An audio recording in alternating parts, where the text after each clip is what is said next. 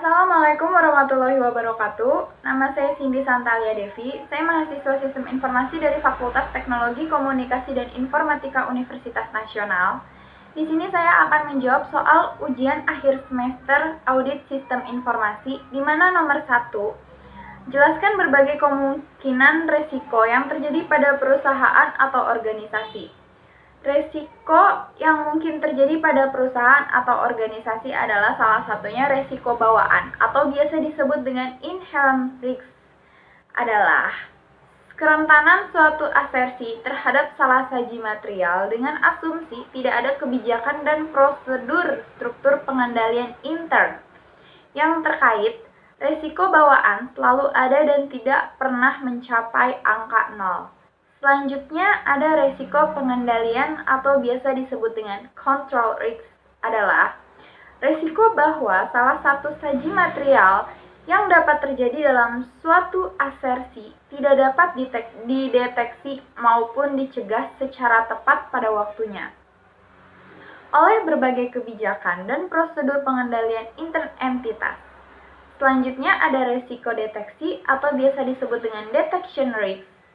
Merupakan resiko ketika auditor tidak dapat mendeteksi salah saji material yang terdapat dalam suatu asersi. Resiko deteksi tergantung atas penetapan auditor terhadap resiko audit, resiko bawaan, dan resiko pengendalian. Selanjutnya nomor 2, langkah-langkah mengaudit sistem operasi Windows. Di sini ada Windows Auditing Essentials.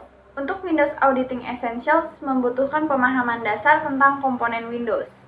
Selanjutnya ada Command Line Tips atau baris perintah, memungkinkan Anda untuk mengakses beberapa utilitas seperti ls, sed, grep, more, dan cat, dan memungkinkan untuk membuat script berdasarkan binary yang dimana binary tersebut terletak di direktori bin untuk memanipulasi output teks dari utilitas Windows standar atau biasa.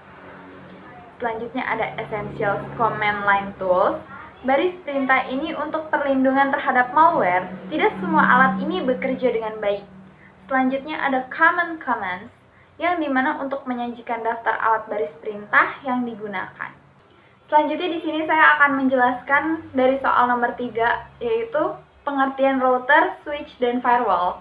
Router merupakan sebuah perangkat jaringan yang bekerja pada OSI layer 3, network layer, atau perangkat komputer yang tugasnya menyampaikan paket data melewati jaringan internet hingga sampai ke tujuannya. Sedangkan switch adalah perangkat jaringan komputer yang bekerja di OSI layer 2, data link layer. Switch kerjanya sebagai penyambung atau konektor dalam jaringan komputer.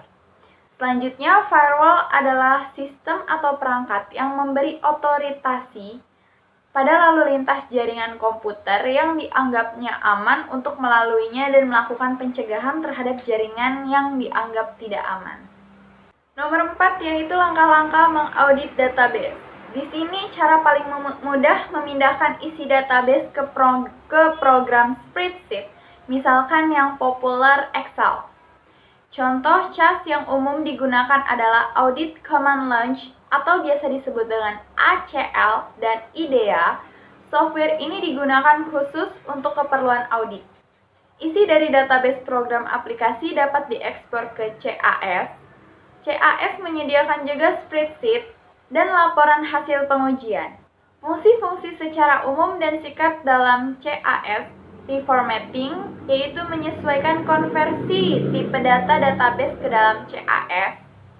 Selanjutnya manipulasi file, urutkan dan gabungkan data dengan kata kunci, seleksi data, analisa data, proses file, statistik, laporan analisa rasio, tren, dan lain-lain. Sekian dan terima kasih, itulah jawaban saya.